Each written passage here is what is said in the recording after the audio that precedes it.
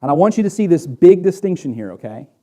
Because when I talk about the exclusive claims of the gospel, I'm not saying that the gospel leads us to say that there are people who aren't welcome. I want you to see that the gospel leads us to say that there are truths that are true. And there's a big difference.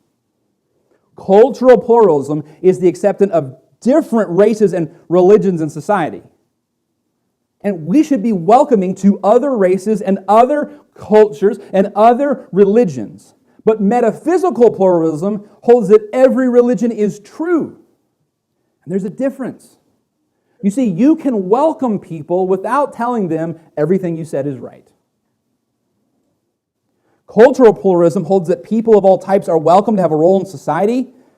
It's an attitude of welcoming people who think differently, act differently, look differently, speak differently. But metaphysical pluralism, going beyond the truths of physics, going beyond the truths, going beyond logic, requires us to accept relativism, that what's true for you is true for you, and what's true for me is true for me. And it's referred to as metaphysical because it's beyond physics. It's beyond logic. It can't be logically worked out that we're all right. Correct? If I ask two of you, hey, I want you to take a guess, am I wearing socks or not today?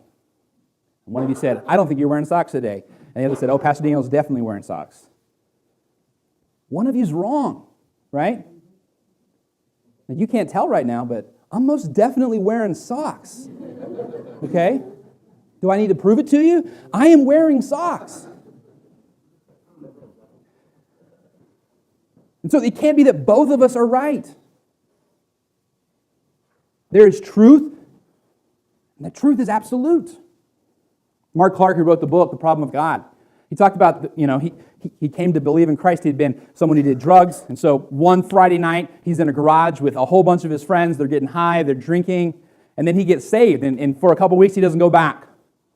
But they're like, hey, man, what's going on with you? He tells them about Jesus. They're like, we don't believe that. And he says, no, listen, you need to check it out. So they invite him back to the garage where they're all getting high. And he says in the book, he goes, I didn't smoke anything, but I probably got high just because there was so much smoke in the room. But he's telling them the reason that he believes in Jesus and how it's changed his life. And one of his friends says, man, there's no thing as absolute truth. And he said, well, do you believe that to be true? And the guy said, absolutely. And when we say things like there's no such thing as absolute truth, we're making an absolute statement. So this idea of metaphysical pluralism is saying everybody's right, and it doesn't work out.